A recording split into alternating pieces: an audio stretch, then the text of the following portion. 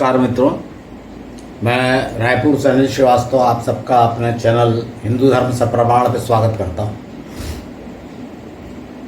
मित्रों, जैसा कि मैंने कोशिश की है कि एपिसोड के प्रारंभ में मैं कुछ हेल्थ की टिप दूँ, तो आज मैं आपको पिछले 2 एपिसोड से मैं दे रहा हूँ। तो आज मैं आपको सिर्फ एक बात बताऊंगा, बहुत छोटी सी हल्की बात है जिसको आप आराम से आजमा सकते हैं, अपना सकते हैं। और वो बात है, जैसे आपको पता होगा कि तरह तरह की औषधियाँ या आजकल जैसे प्रकृति की ओर रुझान है, आयुर्वेद की ओर रुझान है पूरे विश्व का, तो नई नई चीज़ें, मतलब जो हमारे लिए नई नई हैं और हम जिसको देहाती चीज़ें समझ के छोड़ चुके हैं, वो चीज़ें जब अमेरिका से आ रही क्या रही, ये तो ऐसा है तो बड़ी पॉपुलर हो रही। ऐसे ही एक चीज़ है मोरिंगा, अर्थात जो मुनगा होता है, सहजन, ये आप जानते हैं, ड्रम स्टिक जो फलियाँ होती है उसका वृक्ष। तो इसकी पत्तियाँ बहुत चमत्कारी कही जाती हैं। वैसे तो ये पूरा वृक्ष ही औषधि वृक्ष है, पर पत्तियाँ बड़ी चमत्कारी हैं। और मैं आपको बता दूं कि छत्तीसगढ़ में यहाँ पे ऐसा कहा जाता है, जिस क्षेत्र से मैं हूँ ये छत्तीसगढ़ का, ऐसा कहा जाता है कि यहाँ 36 प्रकार की भाजियाँ मतलब जो पत्ते से सब्जी बनाई जाती है वो खाई जाती हैं, और उसमें ये मुनगा या सहजन की पत्तियाँ भी हैं। अब इसको हम लोग, मैं भी देखिए पिछले 70 साल से तो मैं छत्तीसगढ़ में हूँ, लेकिन मैं भी इसको एक बड़ी देहाती चीज़ समझता था, कह रहे मुनगे की पत्ती खाते हैं।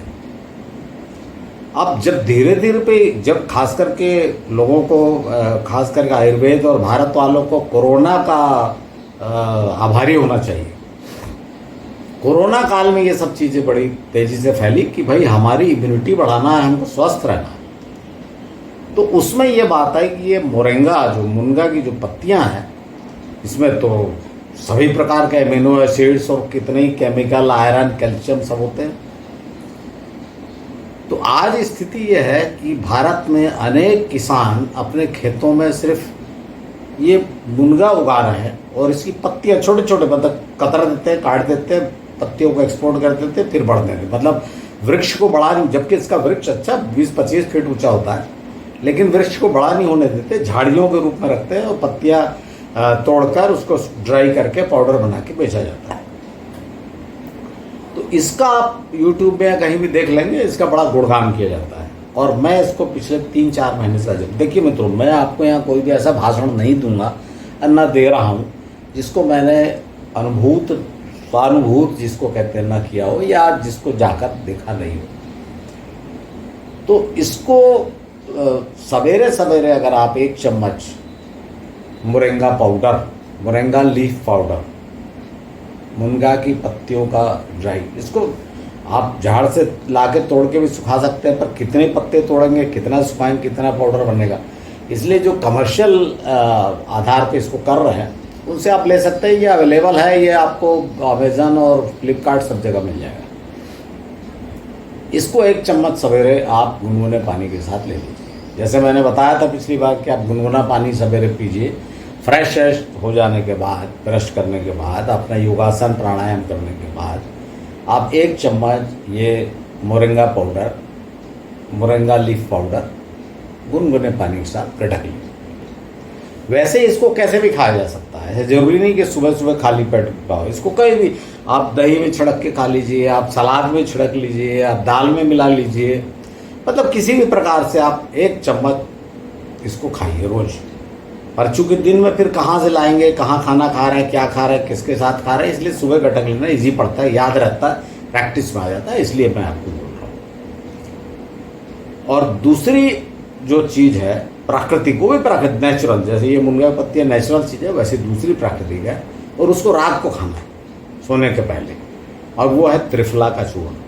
और त्रिफला मेरे ख्याल से अब भारतीय लोग तो जानते ही हैं, जो हर्रा, बहर्रा और आंवला, इसको संस्कृत में कहा गया हरितकी, बहितकी और आम्ल, तीनों जो आम्लकी, ये तीनों अद्भुत औषधियाँ हैं और इन तीनों का चूर्ण जो होता है, ये तीनों अलग अलग प्रकार की औषधियाँ हैं। और वात पित्त कफ जो आयुर्वेद में कहा गया है कि भाई ये 3 तरह की गड़बड़ियाँ होती है शरीर में, तो ये तीनों को ठीक करने के लिए ये है त्रिफला चूर्ण। बहुत सस्ता होता है और सीधे सीधे प्राकृतिक, इसमें कोई दवाई नहीं है कुछ। मैं दवाइयों का रिकमेंडेशन नहीं कर रहा हूँ, देखिए मैं आयुर्वेदिक दवाई नहीं बता रहा हूँ, मैं आपको वो चीज़ें बता रहा हूँ जो नेचुरल हैं प्राकृतिक रूप में।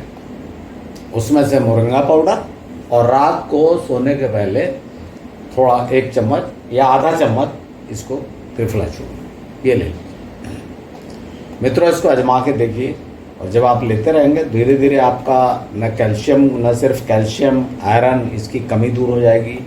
हेमोग्लोबिन अगर आपका लो चलता है बढ़ जाएगा। खास करके विशेषकर जैसे जो बड़ा पॉल्यूटेड इलाका है हमारा छत्तीसगढ़ का कोरबा इलाका, जहाँ पावर स्टेशन बहुत होने से बहुत वातावरण ख़राब रहता है, वहाँ सब जगह इसको लेना चाहिए।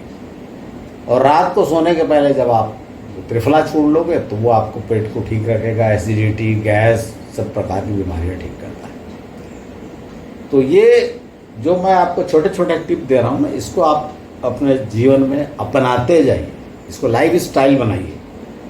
ऐसा ना हो कि आप जैसे आप असल में लोगों का आदत पड़ी है ना, डॉक्टर से पूछा गोली खा ली, वैसा नहीं होगा। आपको अगर स्वस्थ रहना है तो आपको अपना लाइफ स्टाइल, पूरी जीवन पद्धति, इसमें एक्सरसाइज भी है, घूमना भी है, प्राणायाम भी है, खान पान, सोच विचार, पढ़ना, कितने बजे सोना, कितने बजे उठना, कितने बजे खाना, पूरी की पूरी लाइफ दिनचर्या जिसको बोलते हैं आपको सिस्टमेटिक करना पड़ेगा। वरना आप सोचेंगे कि जैसे मेरे बताने से आप मोरिंगा खा लेंगे और बाकी आपकी लाइफ स्टाइल वैसी चलती रहेगी, तो उससे कुछ नहीं होता। तो मैं इसलिए आपको जो एक एक टिप बता रहा हूँ इसको आप अपनाते जाइए। जैसे मैंने आपको खाने का बताया था कि सूर्योदय के पश्चात और सूर्यास्त तक खा लेना चाहिए, वैसे दूसरे में आपको बताया था गुनगुने पानी का। अब ये तीसरे में बता रहा हूँ मोरिंगा पाउडर सवेरे या कभी भी खाने में, और रात में सोने के पहले त्रिफला चूर्ण। अब आइए मित्रों हम अपने सब्जेक्ट पर फोकस करते हैं। श्री कृष्ण चरित्र पे जो चर्चा चल रही है उस पे मैं आज बोलने के लिए मैंने एक बड़ा कठिन विषय चुना है। वो इसलिए कि वो इतना बड़ा और ज्ञान से भरा हुआ विषय है और उसको स्वयं भगवान कृष्ण ने कहा था। और जब मैंने उसको पढ़ा तो मैं भी चकरा गया। उसके बड़ा विरोध में बातें होती है, लेकिन बड़ा प्रसिद्ध काव्य है। विश्व में अनेक जगह जहाँ भारतीय संस्कृति पढ़ाई जाती है वहाँ ये पढ़ाया जाता है, और यह है गीता। अब जब मैंने इसको सोचा कि इस पर बोलूँगा, बोलना ही है, जब श्री कृष्ण के बारे में बताना है तो बिना गीता पे बोले तो कुछ होगा नहीं। तो मैंने बड़ा साहस बटोर कर तय किया कि मैं क्या ऐसा बता, क्योंकि आप लोगों को लग रहा होगा कि भाई गीता पे क्या बताऊँ, गीता पे तो बड़े बड़े लोग बता चुके हैं। लोकमान्य तिलक से लेके अभी जो इस्कान के जो भक्ति वेदांत हैं जो संस्थापक, उनका भी गीता पे टीका है। बहुत सारे बड़े लोगों ने गीता पे, क्योंकि है ही अद्भुत वो जो है काव्य, तो उस पर बहुत गंभीरता से बड़े बड़े लोगों ने विचार किया। जब मेरे जैसे कम समझदार आम जन ने भी उसको जब पढ़ा तो मुझे भी लगा कि ये तो बड़ा अद्भुत, इसके श्लोक जो है एक एक श्लोक उसमें ज्ञान का भंडार है, ये तो पक्का है, और इसको आप स्वयं पढ़ के देख लीजिए। लेकिन मैं यहाँ आपको थोड़ा सा जो गीता के बारे में वो चीज़ें बताना चाहता हूँ, कोशिश करूँगा कि जो सामान्यतया लोग नहीं जानते, पंडित लोग भी नहीं बताते, बड़े बड़े लोगों ने भी गीता पे जैसे टीका लिख दी, गीता रहस्य लिख दिया लोकमान्य तिलक ने, लेकिन जो मैं आपको बताना चाह रहा हूँ, जैसा मेरा चल रहा है सप्रमाण वाली बात, ये है क्या, कहाँ, कब, क्यों, कैसे वाली जो बात है वो मैं आपको बताना चाहता हूँ। तो मित्रों, जैसा आपको पता होगा कि भाई ये घटना घटी कुरुक्षेत्र में, गीता वाली घटना।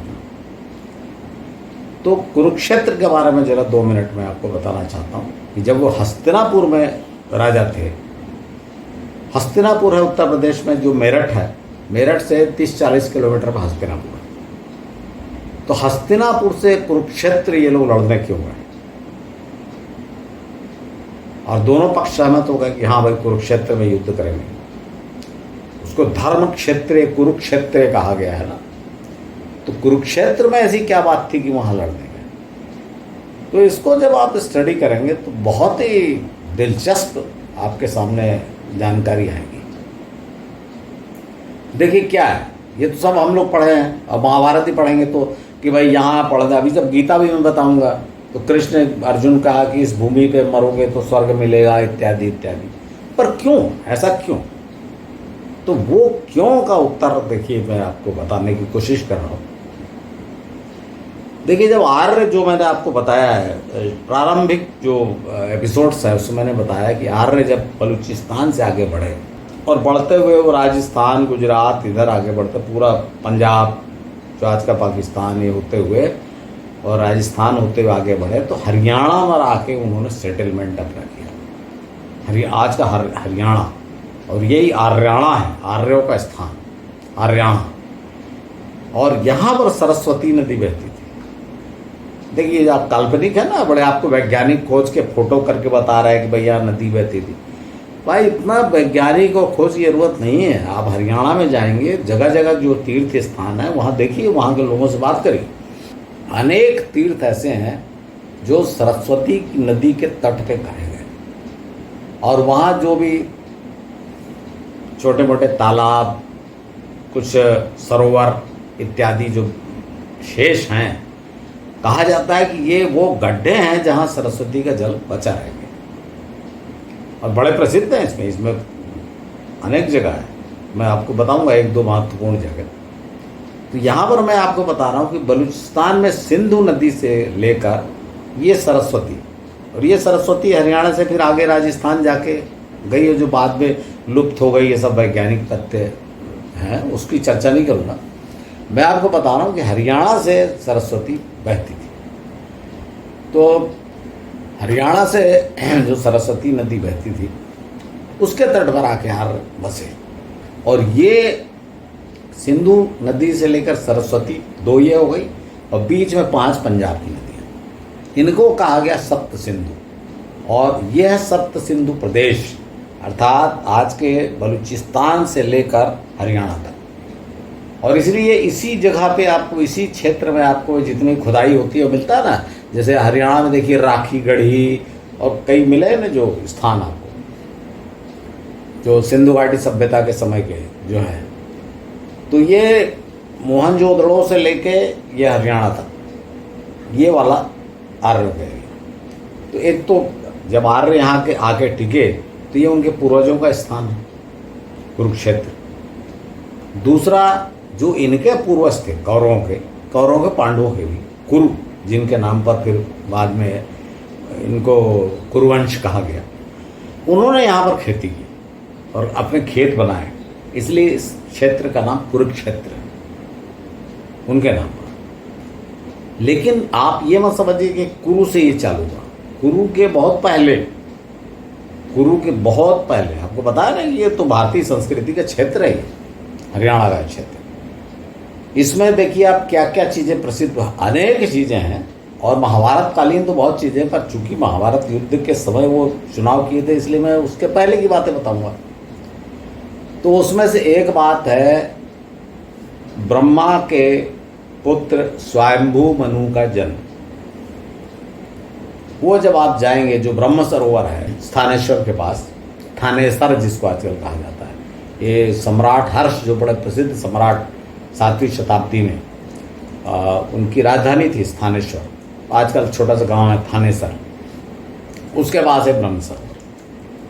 तो इसके कहा जाता है कि यहाँ ब्रह्मा ने सृष्टि की रचना की, अर्थात स्वयंभू मनु का जन्म हुआ।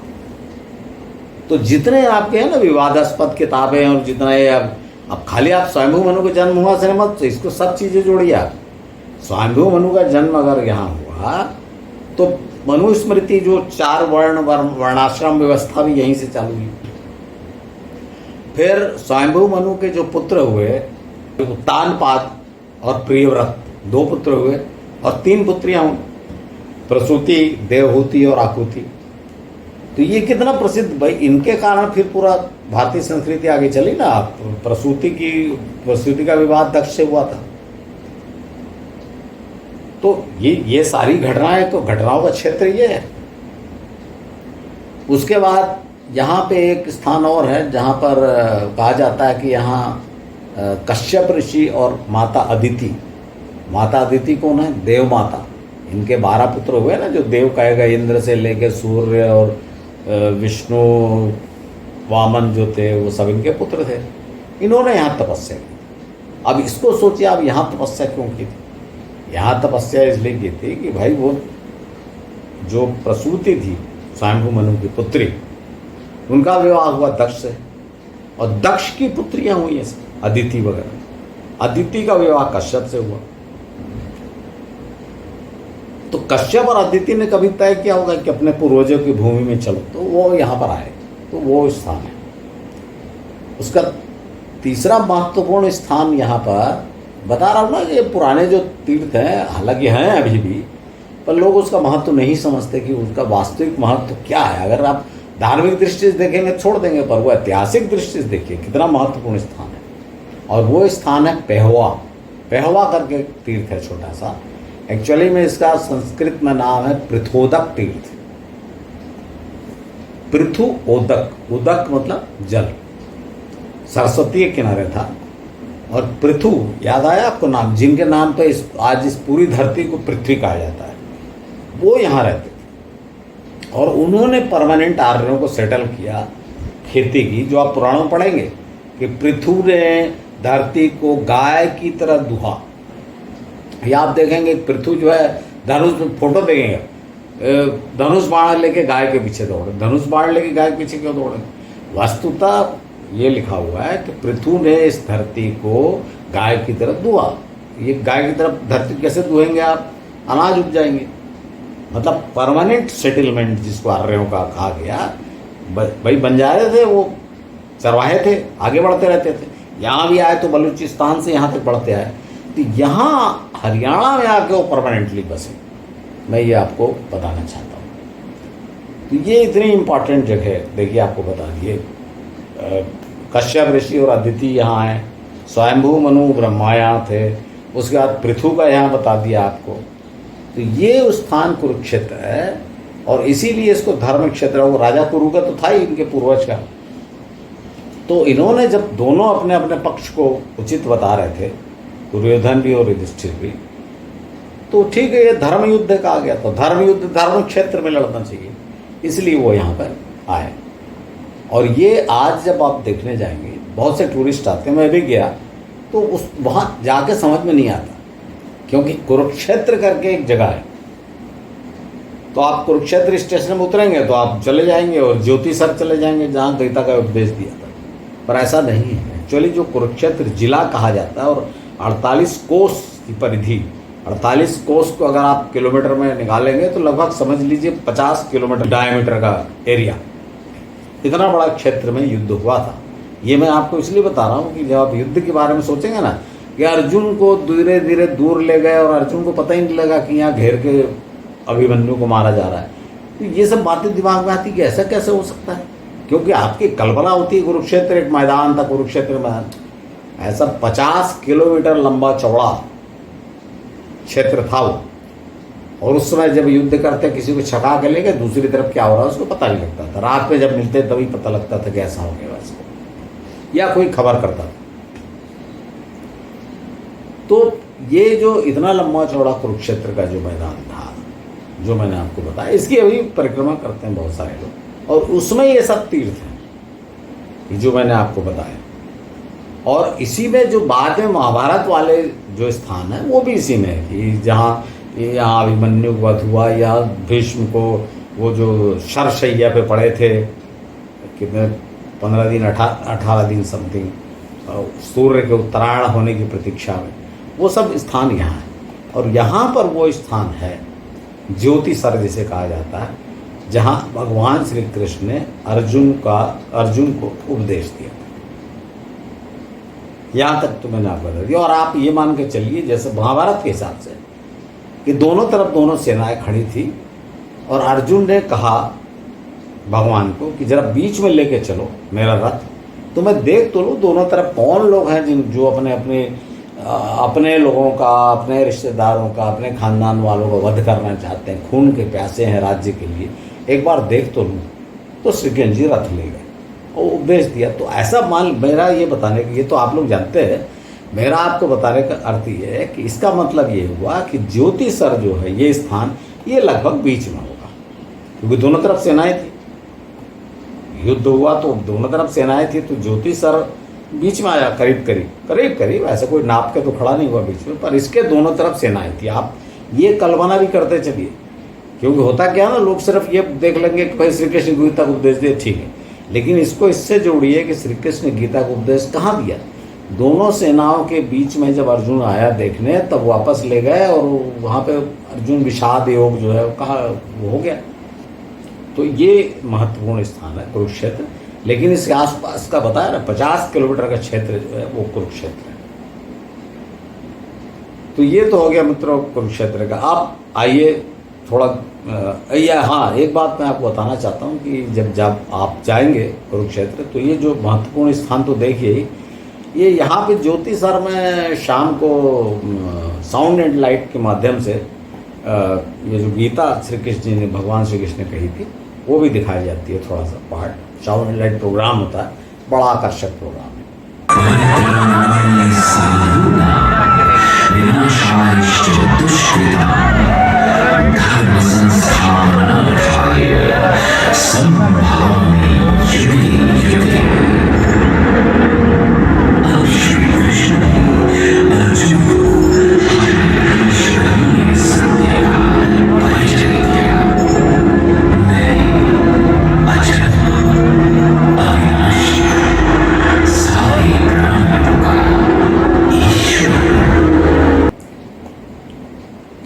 आइए हम गीता पे बात करते हैं।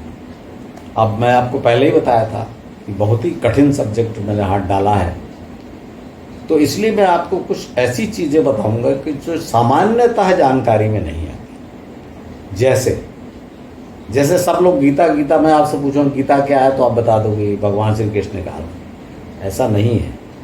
गीता का शाब्दिक अर्थ है गीत के रूप में उपदेश, प्रवचन या समझाना, गीत के रूप। ये मैं क्यों कह रहा हूँ, तो फिर इसको गीता, इसका पूरा नाम जो श्री कृष्ण ने समझाया था, इसका पूरा नाम है भगवद गीता। और ये बात क्यों ऐसा है, क्योंकि और भी गीता है, कपिल गीता, भृगु गीता, दूसरी गीता है। इसलिए गीता का अर्थ है कोई चीज़ को समझाना गीत के रूप में, श्लोक के रूप में, उसको कहा गया गीता। इसका नाम है भगवद गीता। एक तो ये आपको बता दिया। दूसरा, इस भगवद गीता में श्री कृष्ण के द्वारा जो कही जाती है, इसमें 700 श्लोक हैं, 700 जब मैंने इसको सोचा कि भाई अगर एक श्लोक श्री कृष्ण ने कहा और उसको समझाया अर्जुन को, और 1 मिनट भी लगा, मान लीजिए, देखिए ये मेरा तर्क है, कोई सही नहीं, मैं तो दिमाग में घूमता रहता है, तो मैं आपके सामने बोलने आ गया। ये कोई सबूत नहीं है, जस्ट सोचने का तरीका है। अगर 1 मिनट भी लगा तो इसका अर्थ हुआ 700 मिनट। 700 मिनट मतलब लगभग 12 घंटे।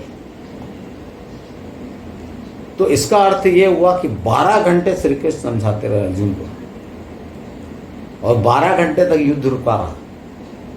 तो ऐसा लिखा गया है कि श्री कृष्ण ने समय को रोक दिया। अब फिर वही चमत्कार वाली बात आ गई कि श्री कृष्ण ने समय को रोक दिया, तो समय तो वहीं का रुका ना, कुरुक्षेत्र का। बाकी जगह जो संजय बता रहा था धृतराष्ट्र को, उसका क्या होता? बहुत सारी बातें, बहुत से प्रश्न उठ जाएंगे। तो इसको जब मैंने पढ़ा कि भाई जब अपन मान के चल रहे हैं कि भाई चमत्कार नहीं है, तो वास्तविकता कि भाई क्या हुआ। जब मैं इतने श्री कृष्ण की महान जो क्या कहना चाहिए उपदेश है उसको समझना चाहता हूँ, तो चमत्कार को तो हटाना पड़ेगा ना। जब मैंने इसको गंभीरता से पढ़ना शुरू किया, तो मुझे लगा कि इसमें मुश्किल से 50 से 100 श्लोक हैं जो युद्ध क्षेत्र से संबंधित, मतलब जहां ऐसा लगता है कि श्री कृष्ण ने ये कहा हुआ अर्जुन को समझाने के लिए। इसका मतलब ये नहीं बोल रहा हूँ कि आपको बाकी फालतू हैं 600, बाकी बहुत ज्ञानपूर्ण है। मैं आपको सिर्फ ये बोल रहा हूँ कि युद्ध क्षेत्र में श्री कृष्ण ने अर्जुन को समझाया, ये श्लोक बोलकर ऐसा नहीं लगता। अब इसका कारण क्या है? कारण फिर वही जो मैं हर बार आपसे बोलता हूँ, श्रुति और स्मृति। देखिए, ये जो भगवत गीता है यह महाभारत का पार्ट है। महाभारत क्या है? स्मृति। युद्ध के 1000-2000 साल बाद लिखा गया। तो स्मृति जब लिखा, देखिए इनको इसको मजाक ना समझे, जिसने लिखा है वो भी बड़ा महान आदमी थे, बहुत महान, क्योंकि उसकी महानता तो सबसे बड़ी है कि उसने अपना नाम नहीं लिखा। भाई महाभारत किसके नाम से लिखा गया? वेद व्यास के। लिखा जब गया तब तो वेद व्यास था नहीं, तो जिसने लिखा उसने अपना नाम तक नहीं डाला कि भाई मैं इसको मान रहा हूँ या मैं मॉडरेटर हूँ या संशोधन करता हूँ, उसने नहीं डाला। तो जब आप पढ़ेंगे, आप पढ़ के देखिएगा मैं जो बोल रहा हूँ उसको, ये भगवत गीता को, कि इसमें बहुत से ऐसे श्लोक हैं। जैसे श्री कृष्ण ने, देखिए एक श्लोक ये कहा कि वृक्षों में मैं पीपल हूं। अब बताइए, अगर श्री कृष्ण अपनी श्रेष्ठता बताना चाह रहे हैं कि मैं वृक्षों में पीपल हूं, तो भाई एक तरफ तो आपको ईश्वर मान लिया, विष्णु का अवतार मान लिया, तो फिर कंपैरिजन की जरूरत क्या है? तो इससे पता चलता है कि लिखने वाला ये बता रहा है कि पीपल का वृक्ष सबसे श्रेष्ठ होता है, और फिर वहाँ वो यही बात आ जाएगी कि क्यों? इसलिए कि भाई पीपल का अकेला वृक्ष होता है जो 24 आवर्स रात में भी ऑक्सीजन पैदा करता है, ऑक्सीजन छोड़ता है। तो अब ये वही बात है, आप लोग बोलेंगे कि अब नए विज्ञान से हम हिंदू धर्म तर्क कर रहे हैं। आप खुद ही सोचिए कि क्यों कहा गया ऐसा कि पीपल का वृक्ष हूं मैं, सब वृक्षों में श्रेष्ठ। ऐसे और कई कि मैं इसमें ये हूं, मैं देवों में फलाना हूं, इस तरह कहा गया। तो ये श्लोक जो है युद्ध क्षेत्र में कहने कोई अर्थ नहीं है, जब ज्ञान है इसमें। इसी प्रकार से और भी श्लोक हैं कई, जैसे योग बताया, जैसे आपको बता रहा हूँ, इसके श्रीमद् जो भगवत गीता है इसके 18 खंड है, योग करके इनको लिखा गया। तो पहला ही जो पहला खंड है वो है अर्जुन विषाद योग, कि भाई अर्जुन को विषाद योग। और बाद में सांख्य योग, कर्म योग, सांख्य ज्ञान योग, संन्यास योग, ऐसा करके नाम से मिक्स कर करके 18 योग, 17 योग। और तो इसके जो 2-3 शुरू के योग हैं, जो अर्जुन विषाद योग, तो अर्जुन को विषाद हो गया, वो तो है ही है। उसके बाद जो श्री कृष्ण ने सांख्य योग, कर्म योग, ये जो पार्ट है ये वाले, ये जो है ऐसा लगता है कि ये श्री कृष्ण का उपदेश है, सांख्य योग, कर्म। खैर इसमें आपके मानने पर आप पढ़ के देख लीजिए, क्योंकि बताया ना, उसका कारण बताया कि 700 श्लोक हैं और 12 घंटे तक समझाना युद्ध क्षेत्र में खड़े होकर ज़्यादा जमता नहीं। हालांकि बहुत ज्ञान वाला है, मैं पहले ही आपको बताया था कि फालतू श्लोक, बिना काम के श्लोक नहीं है, सब काम के, बहुत ज्ञान से परिपूर्ण। लेकिन युद्ध क्षेत्र वाले ये 2 आपको जो बताया, 2-3 जो शुरू किया, अर्जुन विषाद योग, आपका सांख्य योग, कर्म योग, ये जो श्री कृष्ण समझाया ये है, क्योंकि श्री कृष्ण ने यही तो समझाया था ना, कर्म करो वाले। तो ये 2-3 अध्याय जो है 18 में से प्रारंभ के 3-4, ये समझिए आप कि श्री कृष्ण के उपदेश। अब इसके बाद मैं आपको एक और बात बताना चाहता हूँ। आज किसी से भी आप पूछिए कि भाई गीता किसने कही थी, तो श्री कृष्ण। तो इसमें एक श्लोक देखिए आप, मैं हालांकि बहुत ये श्लोक बाद में है, फिर भी मैं आपको इसको पहले बता रहा हूँ, क्योंकि अभी तो मैं गीता पे आया ही नहीं, मैं टॉपिक पे, अभी तो उसके बारे में बता रहा हूँ। तो इस श्लोक में श्री कृष्ण कहते हैं कि अर्जुन, मैं तुम्हें आज वो ज्ञान दे रहा हूँ जो पहले भी बताया जा चुका है और अब लुप्त हो चुका है। अर्थात क्या हुआ कि ये ज्ञान जो श्री कृष्ण ने अर्जुन को दिया वो पहले भारत में था। अब उसमें लिखा हुआ है कि मैंने ही पहले मनु को बताया। श्री कृष्ण बोल रहे हैं मैंने मनु को बताया, मनु ने इसको बताया, उसने इसको, इस टाइप का। लेकिन सांख्य योग जो वर्ड है, ये वर्ड यूज किया गया है सिर्फ महर्षि कपिल के द्वारा। महर्षि कपिल ने ये ज्ञान दिया था कि ये जो भजन करते रहते हो, आरती उतारते रहते हो दुनिया भर की, इससे कोई फायदा नहीं होगा, और अगर ईश्वर को प्राप्त करना है तो कर्म करो। सांख्य योग मतलब ज्ञान, ज्ञान प्राप्त करो और भगवान को, ईश्वर को समर्पित करके कर्म करो। तो यही बात कृष्ण ने अपनाई।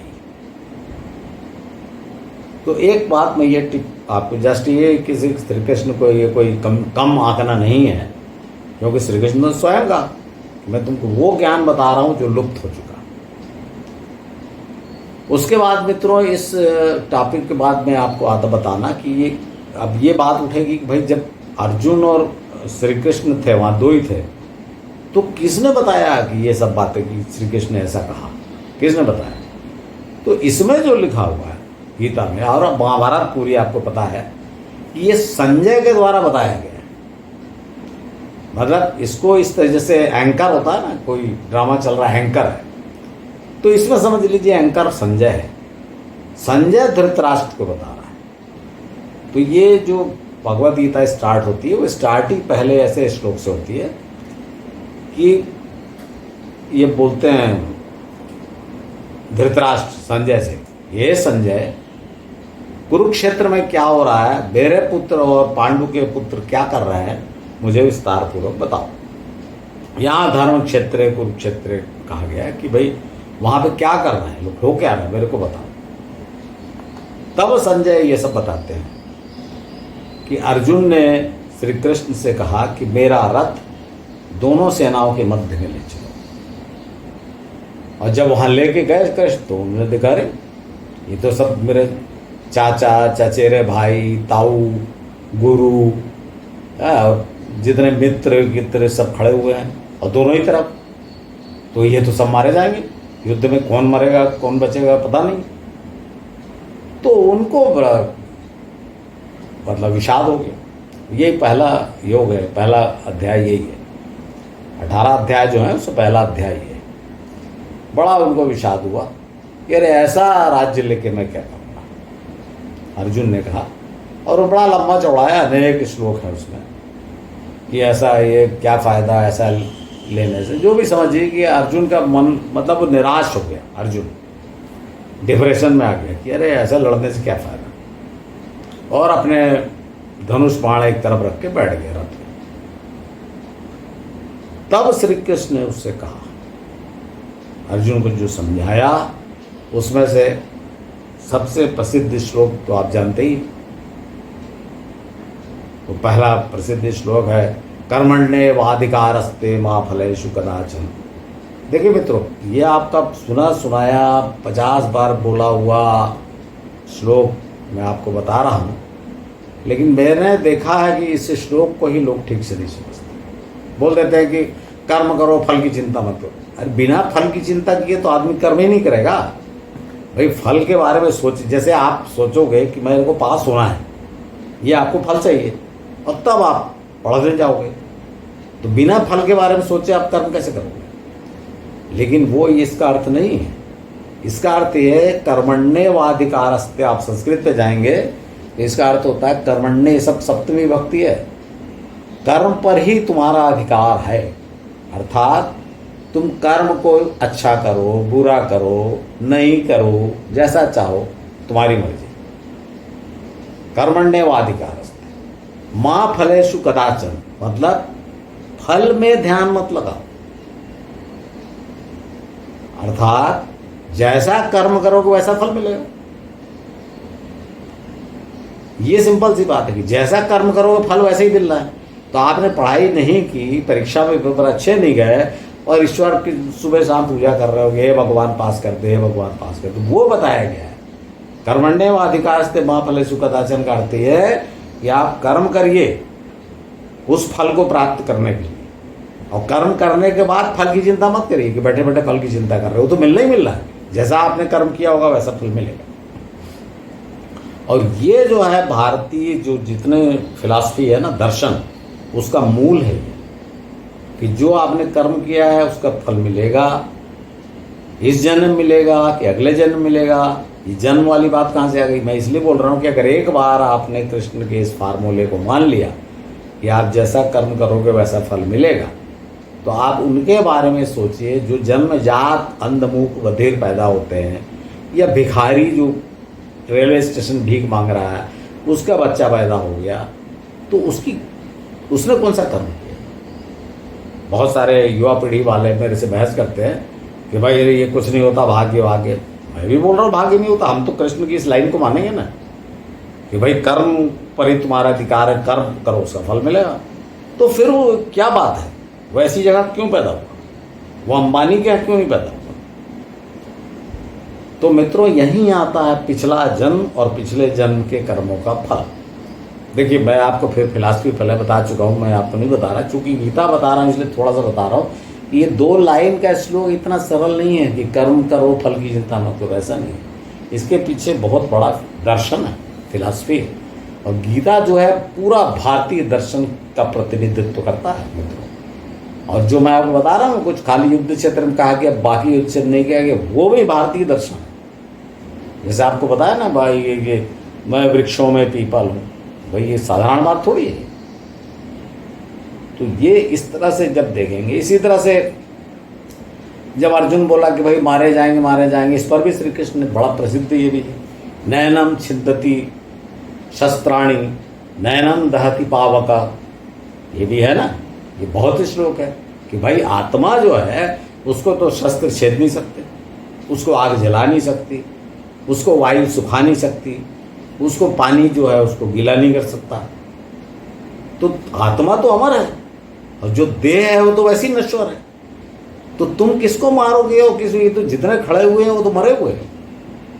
तो जो देह है वो क्षणभंगुर है। और ये क्या है मित्रों, ये है भारतीय दर्शन कि देह जो पार्थिव शरीर है वो नश्वर है। तो ये देखिए, और आपको मैं 2-3 श्लोक दिखा देता हूँ, लेकिन ये श्लोक जो हैं ये हैं श्री कृष्ण के द्वारा अर्जुन को समझाए गए कि तू एक श्लोक में देखिए वो कहा गया कि भाई लोग समझते हम कर रहे हैं, भाई सब कुछ प्रकृति के द्वारा नियंत्रित है, तुम्हारे कर्मों का फल है, तो तुम समझते हो कि मैं कर रहा हूँ। जैसे तुम सोच रहे हो कि मैं मारूंगा, तुम नहीं मारोगे, ये तो होना ही है, तुम मारो चाहे मत मारो। फिर उन्हें एक श्लोक में और समझाया अर्जुन को कि देखो तुम अपना धर्म निभाओ। बड़ा सुंदर श्लोक है कि दूसरा धर्म अगर अच्छा भी है तो भी मैं अपने धर्म का पालन करूंगा और अपने धर्म में मरना ज़्यादा अच्छा है। तो ये धर्म को हिंदू धर्म मुस्लिम धर्म नहीं बता रहा, ये उसका धर्म बता रहा है, क्षत्रिय का धर्म। कि क्षत्रिय का जो धर्म है तुम उसको निभाओ। और उन्होंने कहा कि अगर तुम युद्ध नहीं करोगे और तुम सोच रहे हो कि मैं अपने लोगों से युद्ध नहीं करूंगा, तो इससे क्या होगा, इससे तुम कायर कहे जाओगे। आजीवन तुम क्षत्रिय हो, लड़ना तुम्हारा धर्म है, वो न करके तुम आजीवन अपमानित जीवन, कायर डरपोक का जीवन व्यतीत करोगे। कौन तुम्हारा सम्मान करेगा? जिनको न मारने के लिए, बचाने के लिए तुम युद्ध नहीं करोगे, वो भी तुम्हारा मजाक उड़ाएंगे। तो इसलिए तुम अगर युद्ध करो और अगर तुम जीते तो राज्य मिलेगा, और अगर यहाँ मारे गए तो स्वर्ग मिलेगा, क्योंकि तुम अपने धर्म का निर्वाह करते हुए यहाँ पे मारे जा रहे हो, शहीद हो रहे, वीर गति को प्राप्त कर रहे हो। तो इस तरह से जो श्लोक है मित्रों, यही मैं आपको बता रहा था। देखिए जो 4-5 श्लोक आपको बताया, तो ये श्लोक जो है श्री कृष्ण ने समझाया और पूरे की पूरी गीता पढ़ने लायक है। मैं तो कई बार पढ़ा, लेकिन आपको बताने के लिए जब मैंने विशेष रूप से पढ़ा तो मैं फिर से मुझे लगा कि कितना ज़बरदस्त ज्ञान है जो और विश्व में किसी धर्म में नहीं उपलब्ध है। और उससे बड़ी बात यह है, ये ज्ञान अनेक प्रकार से लगते। श्री कृष्ण ने स्वयं कहा है कि भाई जो लुप्त हो चुका वो बता रहा हूँ, मतलब पीढ़ियों से चल रहा था, ऋषि मुनि की सोच देखी। और बाद में भी जो मैं आपको बोला कि बाद में भी जिसने लिखा है और जो श्लोक जोड़े हैं, भारतीय दर्शन को जो जोड़ा है, कितना गजब काम किया है। और ये सब ने सोच के अपन एक लाइन में बस हाँ वहाँ फले चुकदाचन बोल देते हैं। तो मित्रों आज जो मैंने आपको बताया वो बहुत ज़्यादा सेटिस्फैक्ट्री तो नहीं है, क्योंकि वो इतना गंभीर विषय है और बड़े बड़े लोगों ने इससे बोला है। तो आप गीता को पूरा समझने के लिए बड़े लोगों को सुनिए, बड़े लोगों को पढ़िए। पर मैंने जो जनरल था कि भाई कहाँ कब क्या, ये वाली बात यहाँ ये जब कब कहा गया तो ये मैं पता है कुरुक्षेत्र के मैदान मतलब ईस्वी पूर्व 3000, ईस्वी पूर्व 3000 समय काल भी याद रखिए, तब ये उपदेश हुआ था। जब बाकी विश्व जो है ऐसे ही जंगल में घूम रहा था, तब भारत में ये ज्ञान का उपदेश, भारतीय दर्शन की चकाचौंध ये सब चल रही थी। आशा मित्रों आपको ये एपिसोड पसंद आया होगा। यदि पसंद आया है तो आप इसे अवश्य शेयर करें, क्योंकि जैसा मैं आपसे अनुरोध करता हूँ कि मेरा बोलने का उद्देश्य ये है कि ज़्यादा से ज़्यादा लोग, विशेषकर युवा पीढ़ी, जो हिंदू धर्म की सच्चाई को, गंभीरता को और उसकी फिलॉसफी को समझ सके। धन्यवाद।